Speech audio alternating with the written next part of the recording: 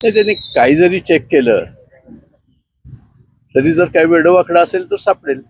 वेडोवाकडं जर काही नसेलच तर सापडू शकत नाही ना. आणि त्यांना जे असं अनैसर्गिक पद्धतीने वाढलेल्या इस्टेटीची अपेक्षा असते या लोकांना, तशी काही सापडू शकत नाही आहे त्यांच्या. महाराष्ट्रात काही तर घरं असतील ना अशी की जी व्यवस्थितच आहेत पहिल्यापासून. असं नसतं.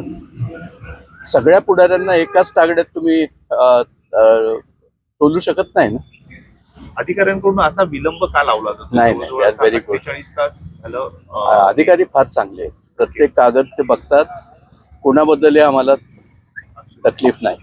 साधारणतः आजचा 3रा दिवस आहे. 48 तास पूर्ण होऊन गेले आहेत. आज चौकशी संपेल असं तुम्हाला वाटतंय? नाही, आज नाही. साधारणतः किती दिवस चालेल असं तुम्हाला वाटतं? अजून 2 दिवस.